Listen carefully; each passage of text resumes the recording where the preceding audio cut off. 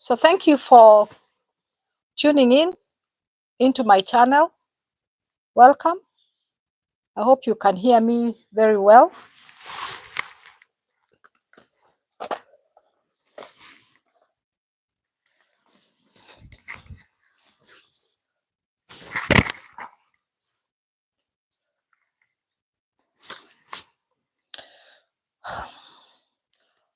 So today is the anniversary of my summiting Mount Kilimanjaro. So I will be talking about this very eventful time in my history, in my time. Thank you so much for tuning into Nancy B's Adventure Diary. I'll be sharing my journey of going to Mount Kilimanjaro. And today is the anniversary of my summiting Mount Kilimanjaro. I've written down a few things on this sheet so that I don't forget. Just to brief you again, I'm over 55 years old, and last year, exactly 1 year ago, on the 9th of July 2024, I summited Mount Kilimanjaro. This is not really common for my age, and I'd like to share my experience of climbing and summiting Mount Kilimanjaro. I take this time to look back and actually just share and even reflect on that moment. So come with me on this journey of how I summited Mount Kilimanjaro. So let me take you back. I arrived in Moshi, Tanzania with a group on the 3rd of July, 2024. And I really hope you can hear me. Please, if you can hear me, type on the chat and also let me know where you are listening from. If you can hear me, please type on the chat that my sound is okay, and I'll be glad to continue.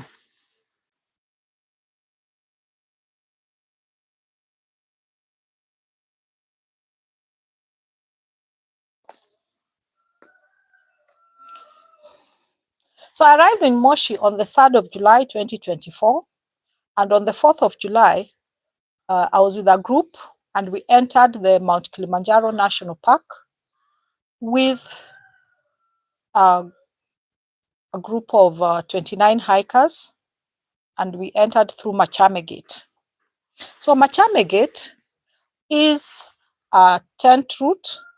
On Mount Kilimanjaro, there are different types of routes which you can use to climb the mountain. We have climbing routes and descending routes. The climbing routes are Machame, which is one of the most popular. We have Marangu, we have Lemosho, and we also have other climbing routes that are not so popular. So my group went on Machame Gate, went through Machame Gate. And the Marangu route is a banda route. A banda route is a route where you sleep in bandas, and bandas are actually dormitories, while the tent routes are actually quite clear. They're just tents. You sleep in tents. So just to make sure I don't forget, I'd like to use this from time to time. So if you're here for the very first time, thank you for tuning in. If you're a returning subscriber or viewer, thank you for always coming back to watch my videos. And if you haven't subscribed, please subscribe to this channel. And I'd like to start maybe by telling you what happened on day one. So on day one, we arrived at Machame Gate, and we actually spent most of the day doing registration. Our service provider did help us with the registration process, and we found that it was very easy if you had somebody to help you and if your documents were in order. Of course, one of the most important ones is your visa and your passport. So before you go to climb Mount Kilimanjaro, please make sure you have your visa, your passport, and your yellow fever vaccination certificate. So once we were cleared at the gate, at the registration gate, we now proceeded to have our luggage weighed, which was already being weighed. And when that was completed, we began our climb of Mount Kilimanjaro about 2 p.m. And we were climbing through rainforest. As the word suggests, it's a forest with rain. Luckily, it did not rain. However, when you are going to climb, just prepare like it will rain. And make sure you have your rain gear, you have a raincoat, you have rain pants, just nearby in your backpack. Because in the rainforest, the rain can come down anytime. So I hope I'm clear and you can hear me well. So I hope my sound is still good. So we trekked for many hours. And one of the things we realized was that as you trek through the forest, there'll be times you'll need to have some refreshing stops. And I'm glad to report that the Tanzania National Authority, Tanzania National Parks Authority, TANAPA, has provided toilets on the trail as you climb through the rainforest. So we'd be able to take a break and refreshing. And from there, we walked on to Machame camp. My group was one of the last to arrive in Machame camp. And Machame camp is at about 1,000 meters elevation from the gate. And I personally reached Machame camp at 8 p.m. And one of the things I'd like to emphasize is that every time you go to a new camp or every time you enter a camp on Mount Kilimanjaro, you need to register. This is important because an emergency can occur. And actually, emergencies do occur. And in my group, an emergency did occur on the 6th day. So it is very important when you enter the park, you register. So once we were duly registered, we were shown to our tents, we freshened up, and then proceeded for dinner.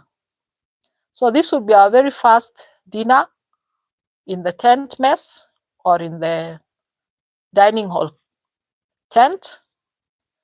And this routine would continue for the next 6 or so days. And when you arrive in a camp, please take note of 3 important things. Camps are actually like temporary towns that spring up on Mount Kilimanjaro, maybe from around 2 p.m. and then they disappear at around the next day by around 10. So you need to be sure of where your group is in the tent. Rather, you need to be very sure in the camp where the tent of your group are and your personal tent is. It even helps. I saw some service providers actually numbering the tents. And it is important that you follow this precaution because the tents look alike and it can actually be quite disappointing and difficult for you. So apart from where you have camped, you need to take note of where the ranger's office is, where you registered or where you register. Another important thing that you need to know when you're in the camp is the location of the toilets. Because remember, these are very temporary towns that spring up and actually disappear in the evening, in the morning, the next day. So what did we do when we arrived in our tents? When we got to our tents, we freshened. By freshening, I mean you need to wipe your sweat off, and I'll be going into the details of how you freshen later in the video. And after that, we proceeded for dinner. After eating the dinner, there is the daily briefing. In this daily briefing, you'll be told, for example, what is expected of you in the night and what time you'll depart camp the next day. You'll also be told of what to expect on the trail the next day. If it is cold or wet, you'll be advised on how to dress best. So it is important that you pay attention during this evening briefing. So after that briefing, we did retire to our tents about 9 p.m. and went to sleep. So that was the end of day one, and that was happening at Machame camp. And Machame camp is the last camp where you will sleep on grass. You know, it sounds like suffering to say you'll sleep on grass until you go ahead and find that there's even no grass to sleep on in another camp. So please enjoy Machame camp if you are camping on Mount Kilimanjaro. The next morning at about 6, we were woken up by the sound of a guide saying, "Wash, wash." Wash, wash means it's time to wash or to freshen.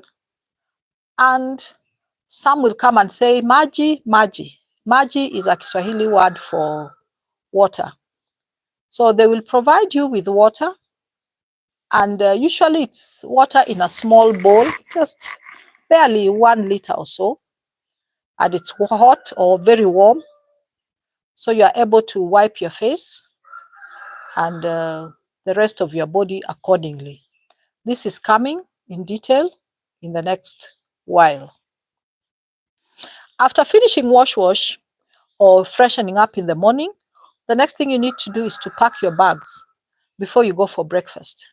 So we'd pack our bags, then proceed for breakfast. So if you're joining the live stream at this point, today is the first anniversary of my summiting Mount Kilimanjaro, and I'm actually just reflecting back on how life was during that expedition to Mount Kilimanjaro that I undertook last year. And I hope you'll enjoy sitting through this with me. After breakfast, we did our stretching and we began the trek to the next camp. So we are actually now in day 2 of trekking. So how else, or how do you carry your bags? Remember, most of us on the trail, this was the first time we were carrying or we were hiking or climbing Mount Kilimanjaro. It is difficult enough to walk, leave alone to carry your luggage. So when you go to Mount Kilimanjaro, you will have packed your luggage in 3 bags. The first bag, you'll probably leave it in the hotel, the things you don't need in them on the mountain itself. So you'll have left that bag somewhere, either with a friend or in a hotel. And then you will have your porter's bag, which the porters will carry for you. And this bag should not weigh more than 15 kilograms, because in addition to your 15 kilograms, the porter needs to carry about 5 to 7 kilograms of his own luggage. So you'll have your porter's bag, which the porter will carry for you.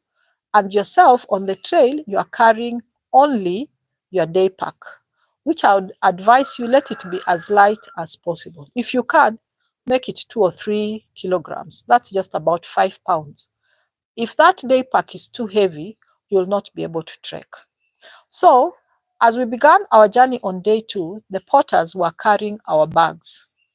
And one of the things I found is that the porter is, I can say, the lowest service provider on Mount Kilimanjaro.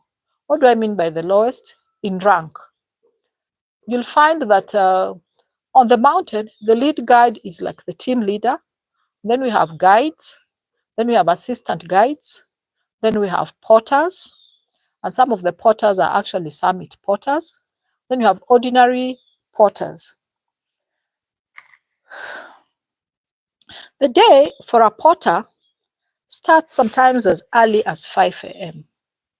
They are the ones who will warm your water and bring it to you at 6 for you to freshen up. And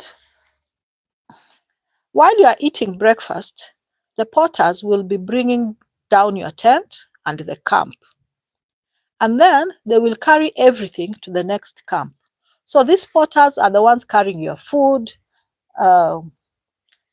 your bags, your garbage, because you're not supposed to litter the mountain, your water, and any other supplies that you need, including the oxygen that you will need on the summit night.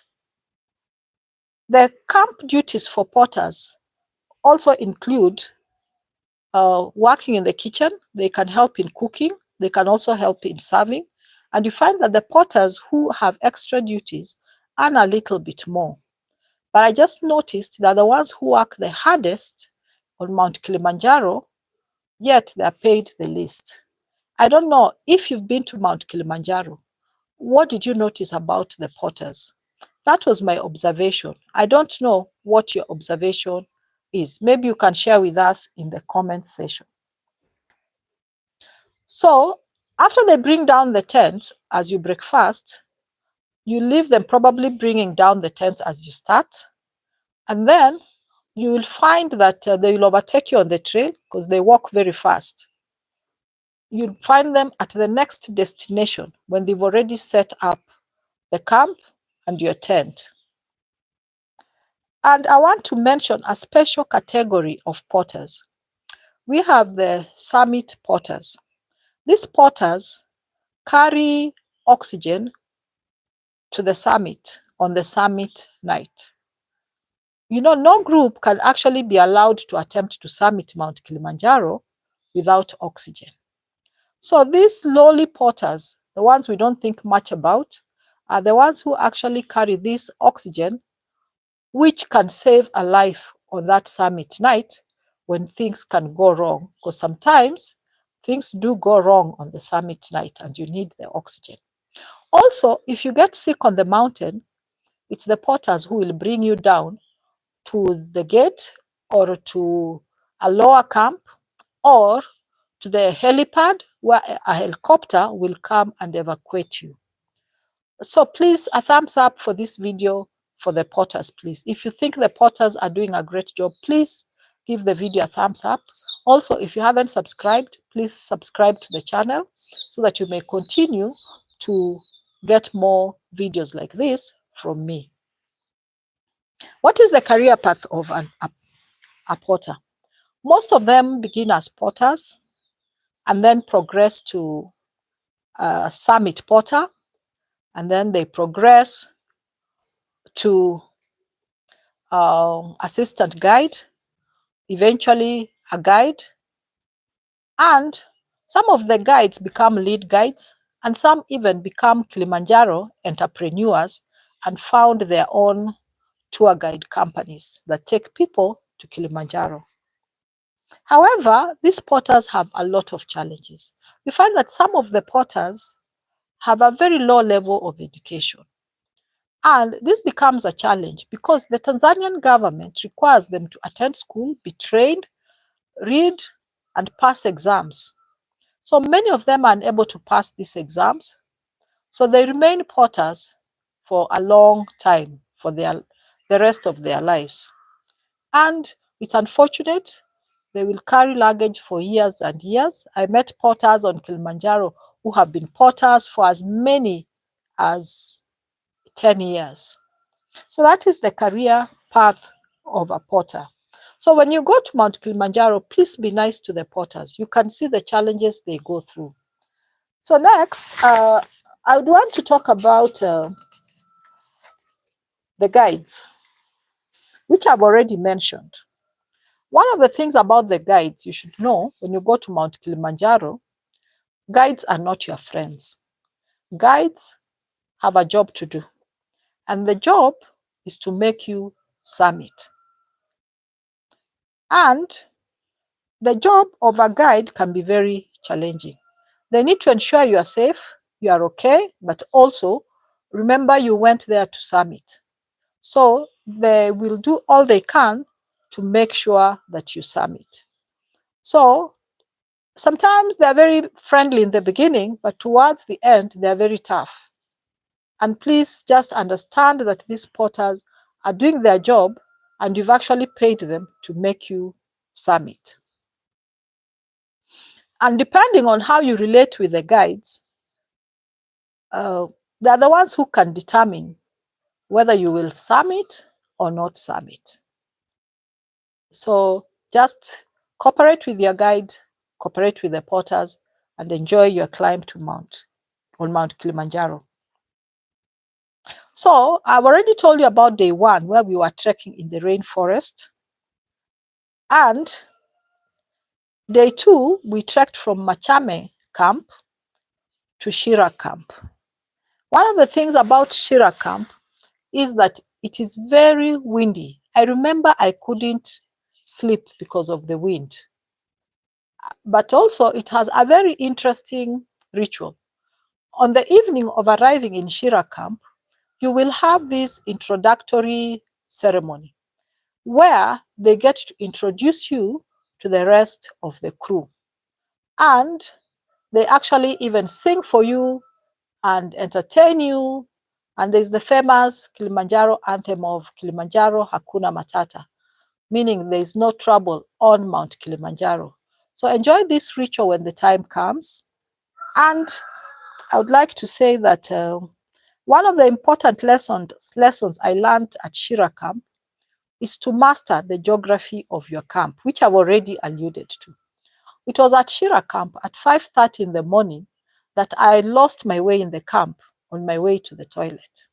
After going round for about 10-15 minutes, I realized I might go around for hours.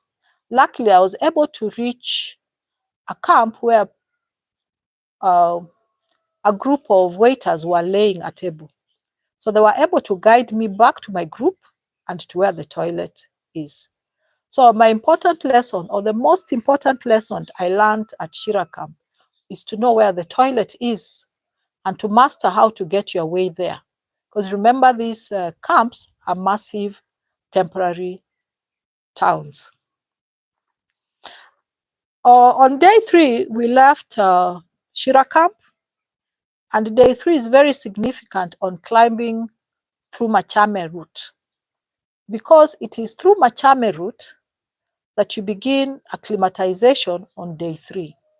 So you climb to Lava Tower, and Lava Tower is a daytime camp. You don't really get to sleep there, where your body gets to acclimatize to altitude. And to be really honest, from what I saw and now what I know, if you fail to acclimatize at Lava Tower, chances are that you will not summit. What do I mean by acclimatize? Remember, as you climb higher, the oxygen becomes thinner.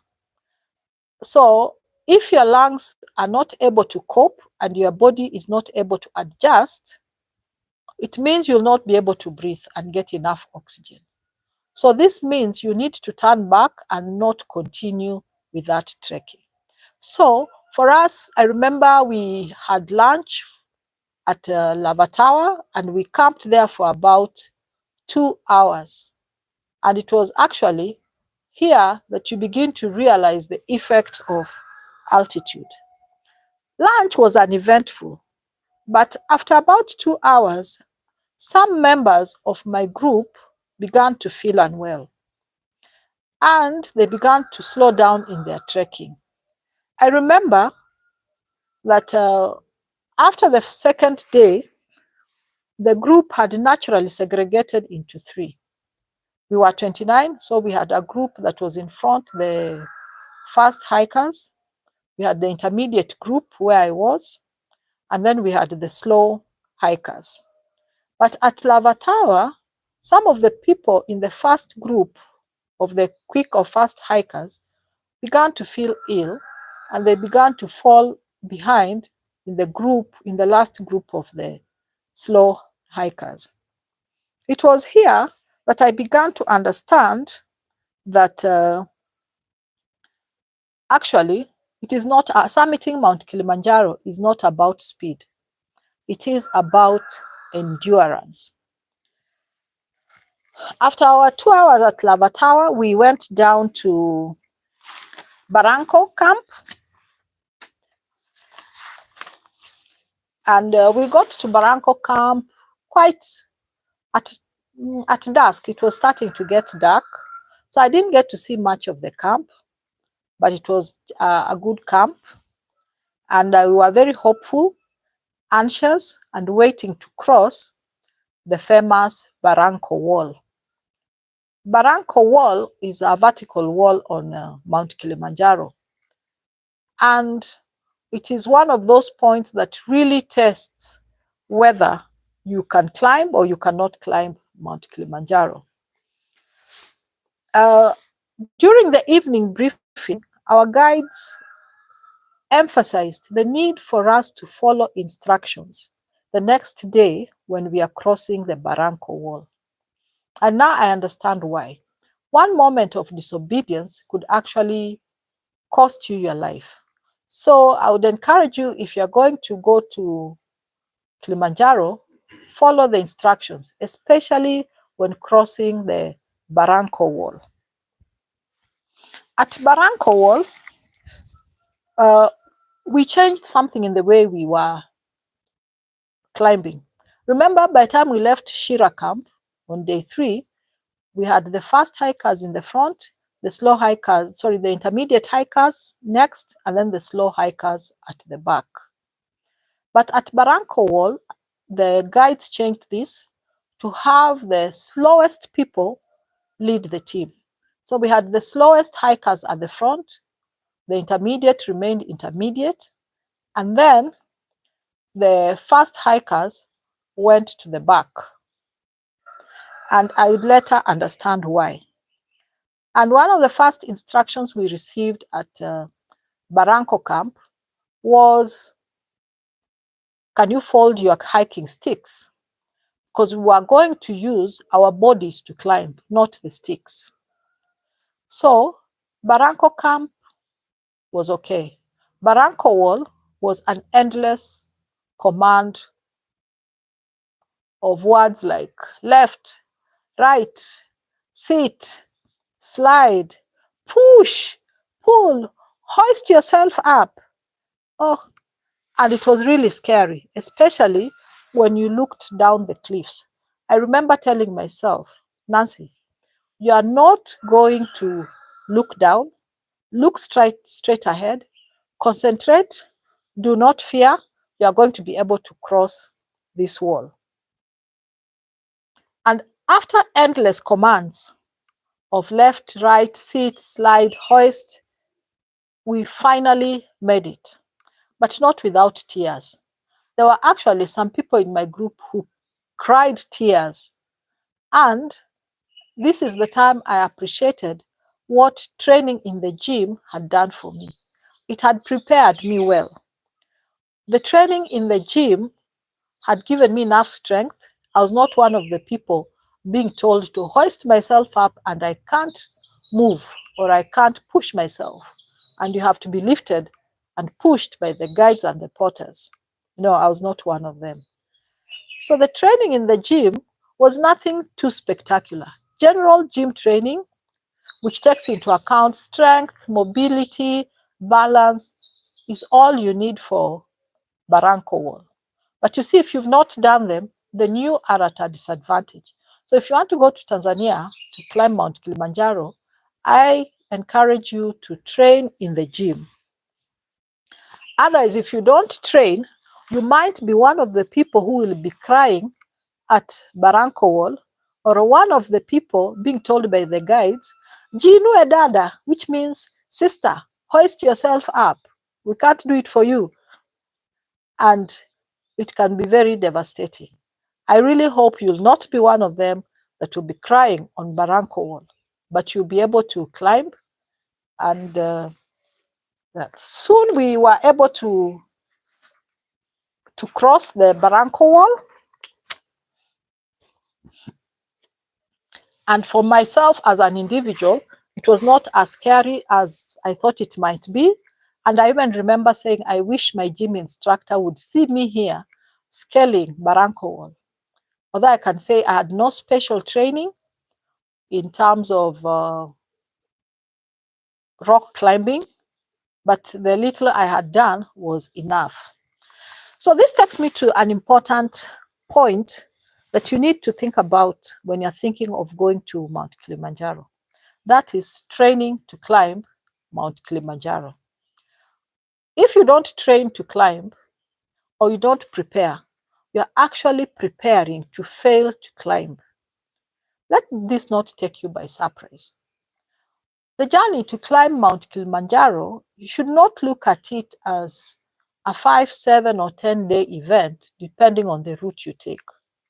The climb to Mount Kilimanjaro is a whole journey in itself. Actually, the pleasure is in the journey. And don't just wake up and go to Mount Kilimanjaro. You'll be deeply disappointed. So how long can it take to climb Mount Kilimanjaro? I will say it depends on where you are and your level of fitness.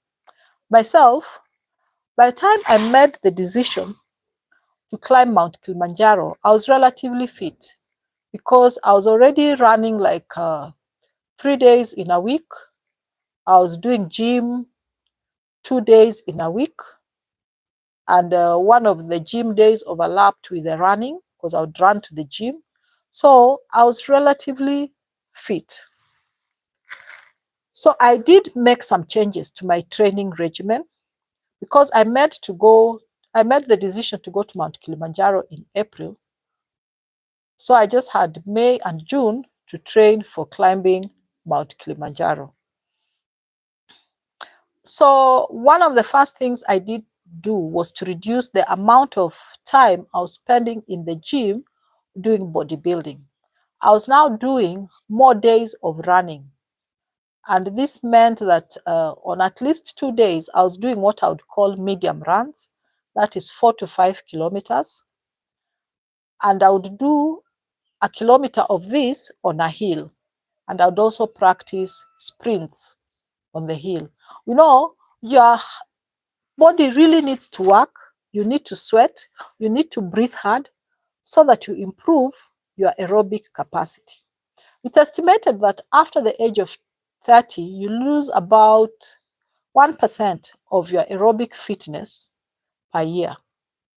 And if you lose 1% of your aerobic fitness per year, it means by the time I was going to Kilimanjaro, I had already lost about 25% of my aerobic fitness.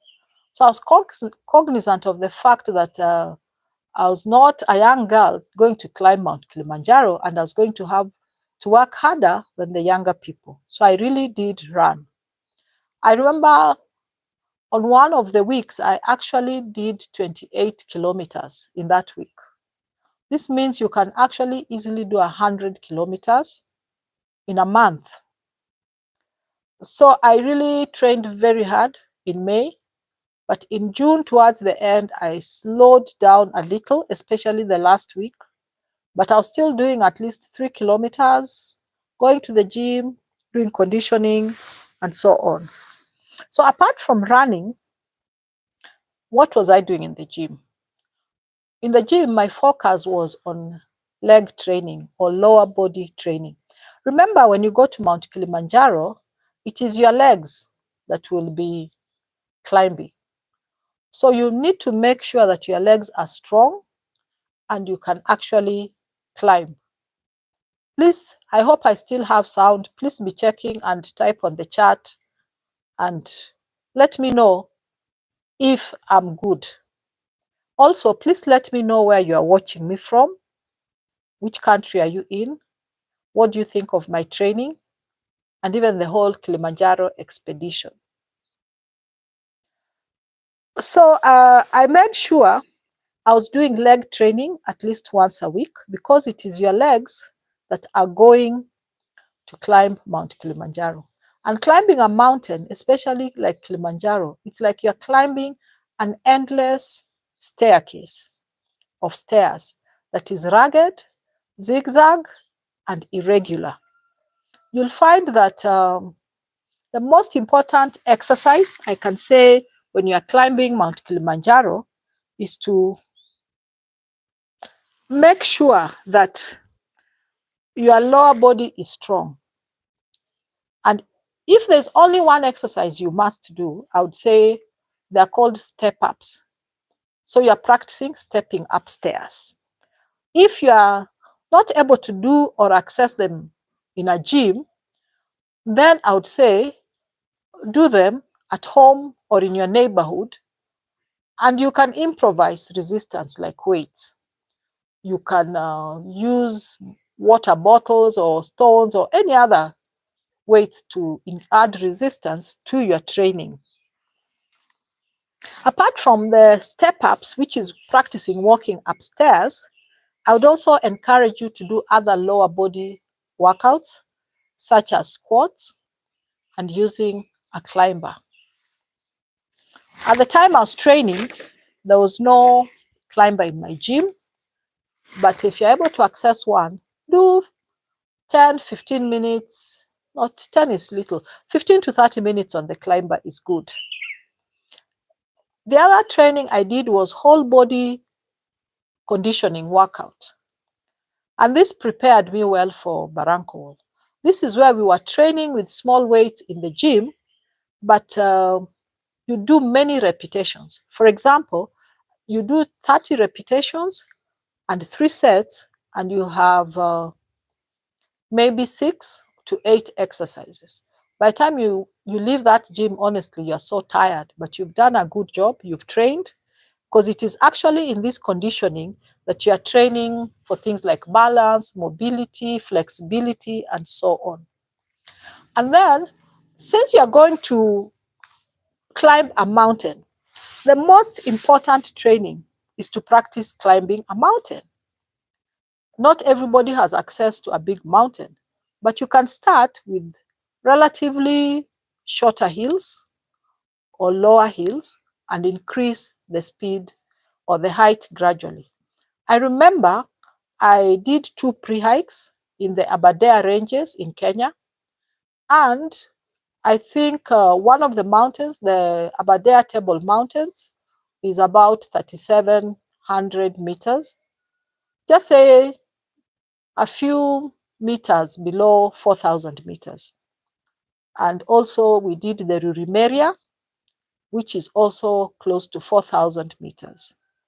So I would say practice hiking a 3,000-meter mountain, a 4,000-meter mountain, and a 5,000-meter mountain before you go to Mount Kilimanjaro. 11 months before going to Mount Kilimanjaro, I had climbed Mount Kenya, which is a 5,000-meter mountain, just less a few meters. So roughly 5,000 meters to Lenana Point. And this gave me a glimpse into what altitude challenge could be or altitude sickness could be. And I found that it really helped because for a long time in the climb on Mount Kilimanjaro, altitude was not a challenge for my group because all of us had done the pre-hikes, we had done the 3,000 to 4,000 meter mountains, and we had done Mount Kenya. So I will encourage you, if you are planning to go to Mount Kilimanjaro, that is the other aspect of training that you should do. As you train to climb, that is, as you're training your legs, you're also training your lungs. The only thing I'll say, if you're going to climb a big mountain like Mount Kenya, which is 5,000 meters, don't do it too close to your Mount Kilimanjaro climb. Let it be like 3 to 6 months or so before you go to Mount Kilimanjaro, because you may even take a month or so to recover from that climb. And then even for the other pre-hikes, don't do them too close, meaning at least the last 2 weeks, do not climb any kind of mountain. You can do light exercises, but don't do very high mountains because your body needs to recover and prepare for the Mount Kilimanjaro challenge. The 5th kind of training you need when you're going to Mount Kilimanjaro is mental preparation. I remember many people who got wind of the fact that I was going to Mount Kilimanjaro were like, oh, are you okay? Are you going to make it? Are you not too old? So if you listen to those naysayers and believe them, you will not climb Mount Kilimanjaro.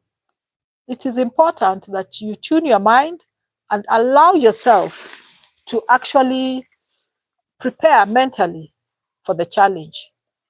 And if you go there knowing it's a challenge that you can overcome, you will indeed overcome it. But if you are not prepared, you will listen to the naysayers and you'll even give up before you go. So please like this video, subscribe to the channel, and give the video a thumbs up.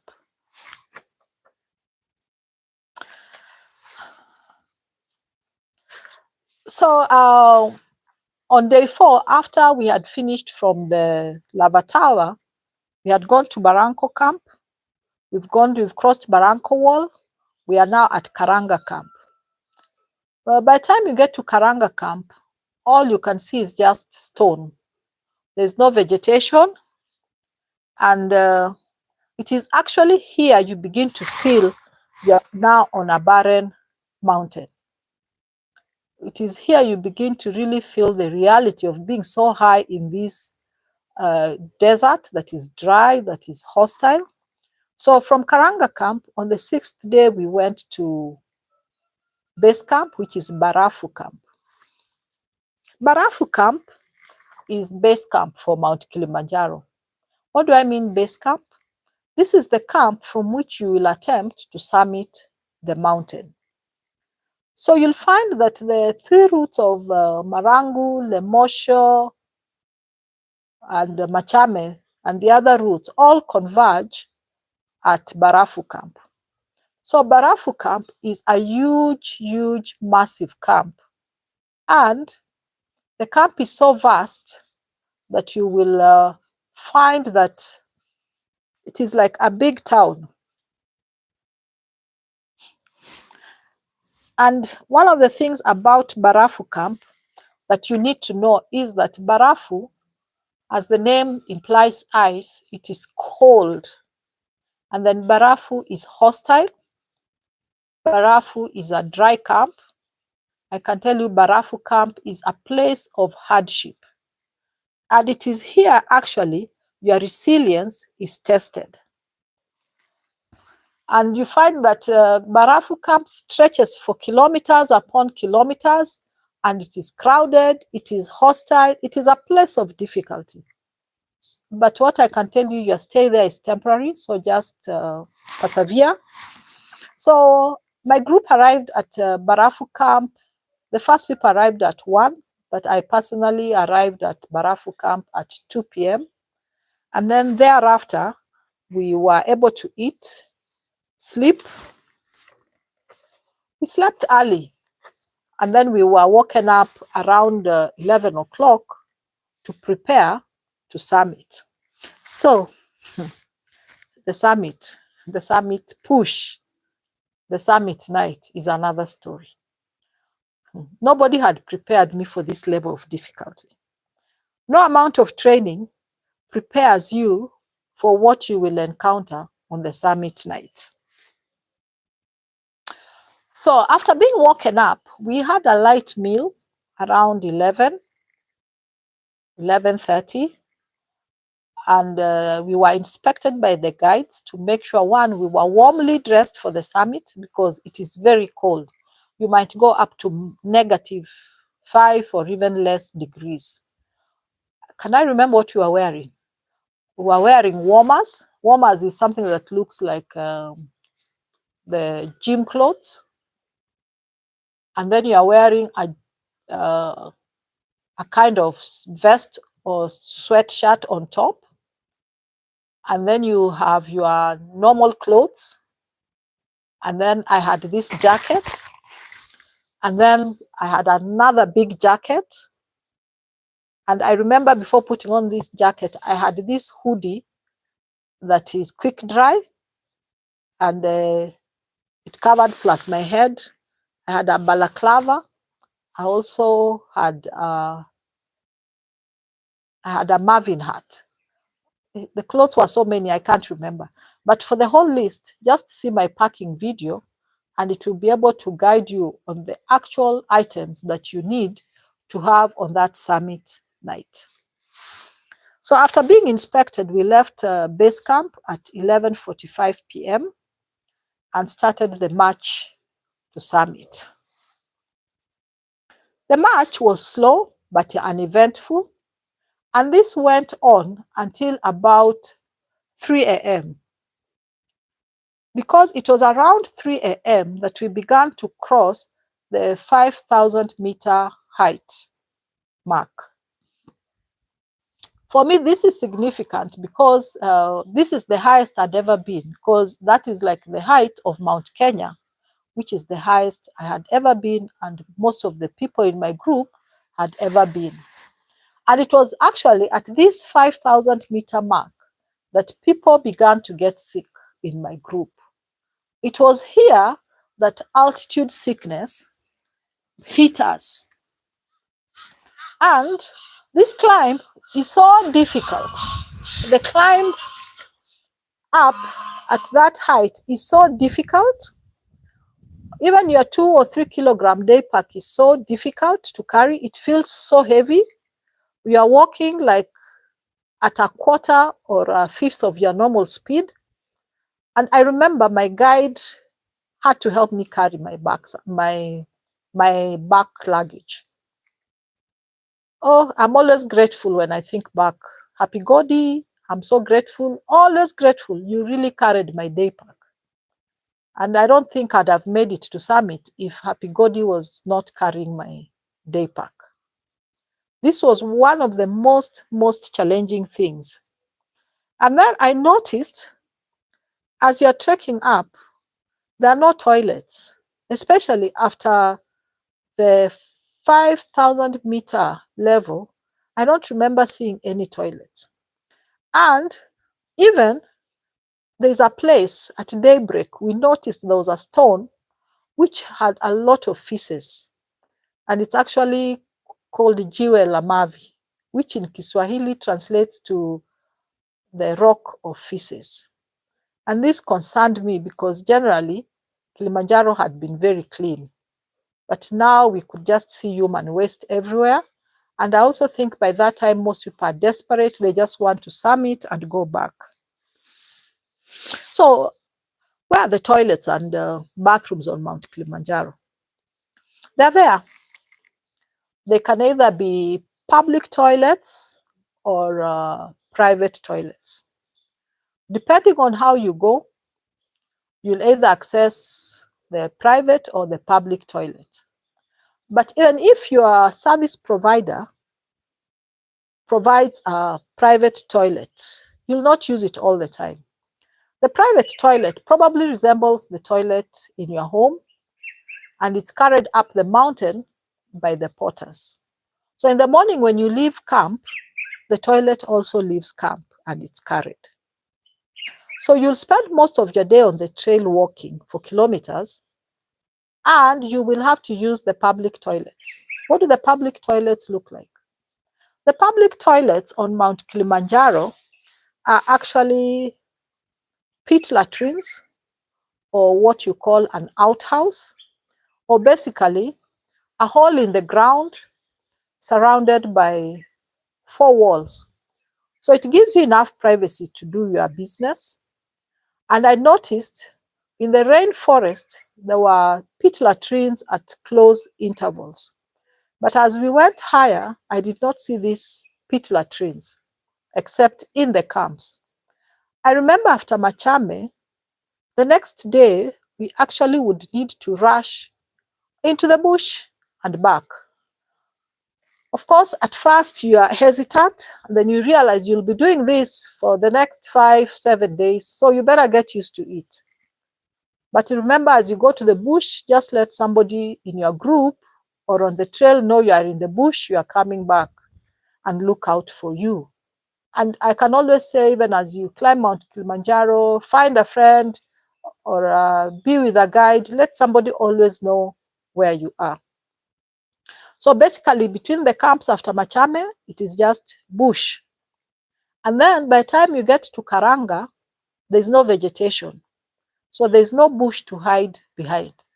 So from Karanga onwards, up to Barafu and beyond, you hide behind a stone or a rock.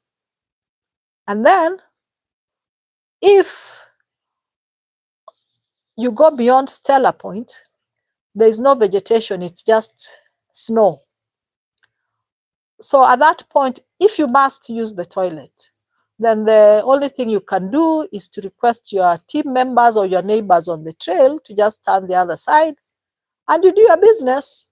When you're done, you tell them you're done, they turn and you continue climbing. In my view, it will be nice if we can have some toilets on the higher elevation so that we keep Mount Kilimanjaro clean. And let me give credit to TANAPA. In the camps, they've provided enough toilets. So apart from the toilets, how do you handle the other bathroom matters? Remember I told you about wash.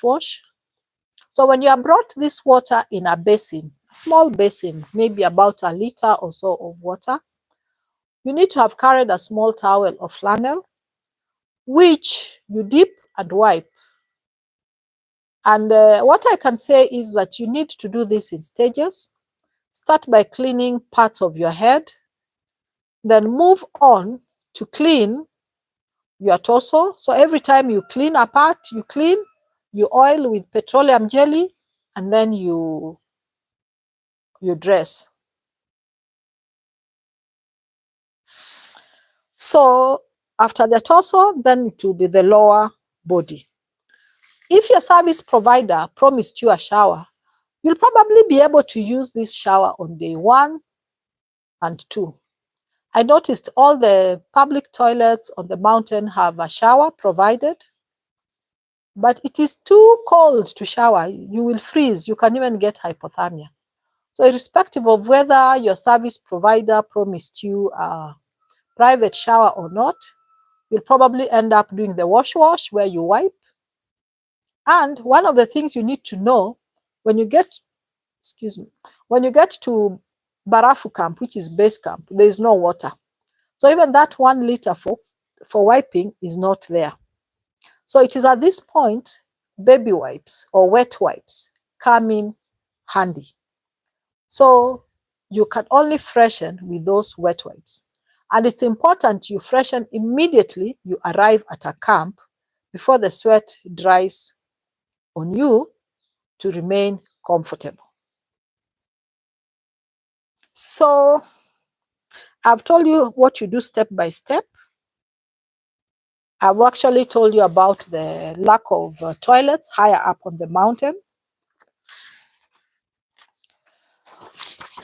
So those were minor inconveniences which you learn to cope with. The only thing that shocked me, and I thought I was prepared for, but I later realized I was not as prepared as I thought, was altitude sickness. To be honest, altitude sickness on Mount Kilimanjaro humbled me. Oh my. The first wave hit me around 5 a.m. and I wanted to vomit, but it doesn't want to come out. I was gassy, it is not ending. Apart from that, my breathing was okay. So my guide was not worried about me because the most critical thing is the breathing. I remember at Stella Point, another wave of nausea hit me so hard.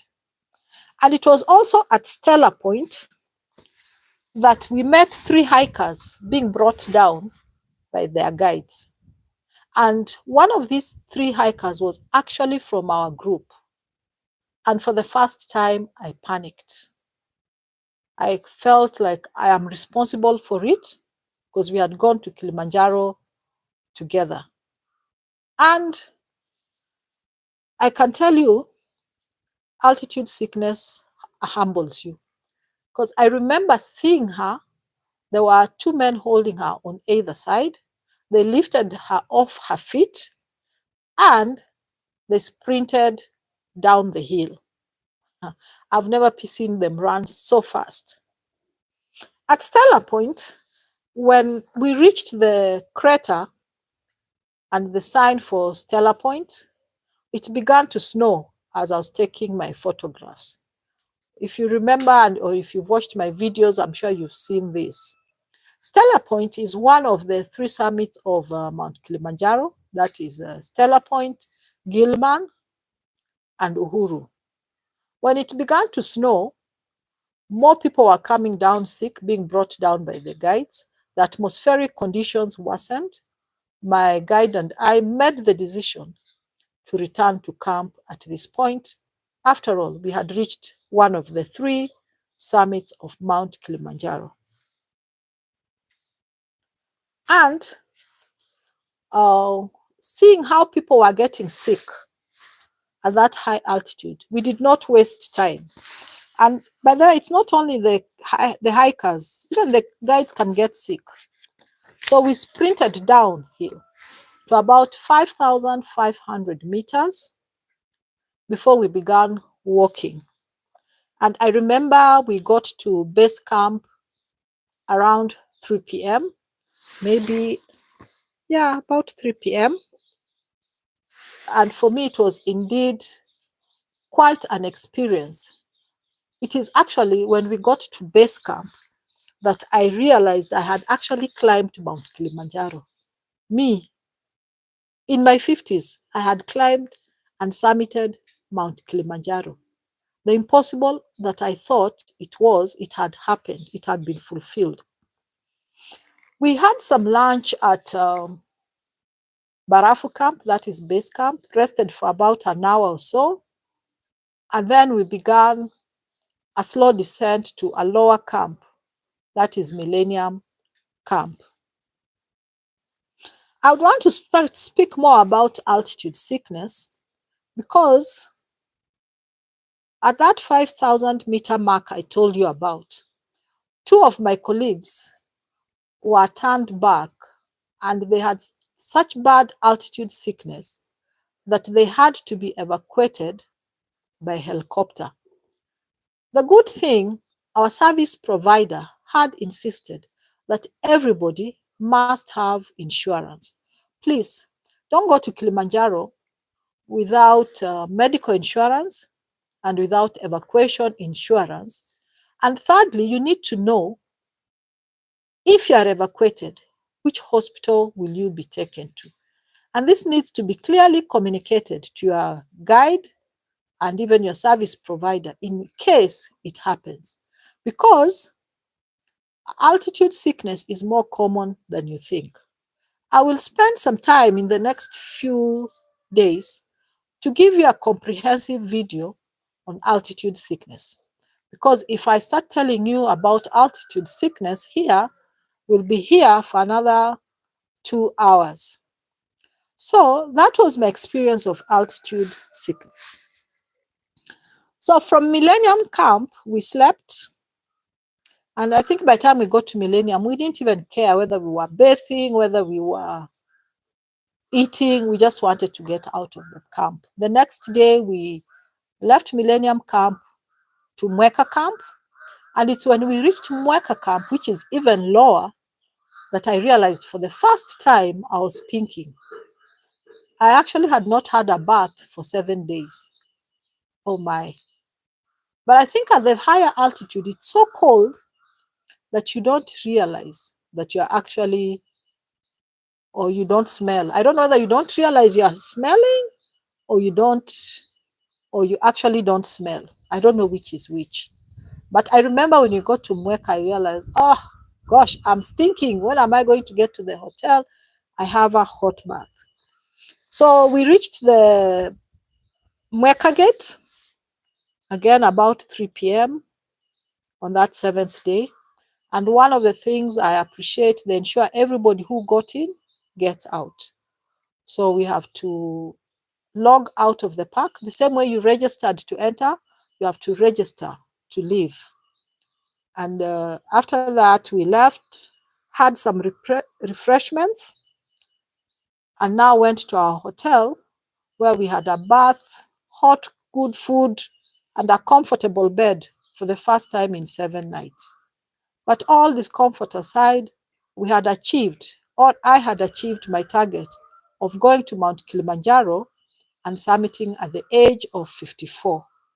If you're liking this video, please subscribe, give the video a like, and come back to watch more videos. I'm going to be bringing you more content from Mount Kilimanjaro. Thank you so much for watching. Thank you for subscribing. And thank you for all the encouraging comments that I've been getting in person, through my mail, and even just on this platform. Thank you, and we'll see you in the next video. See you.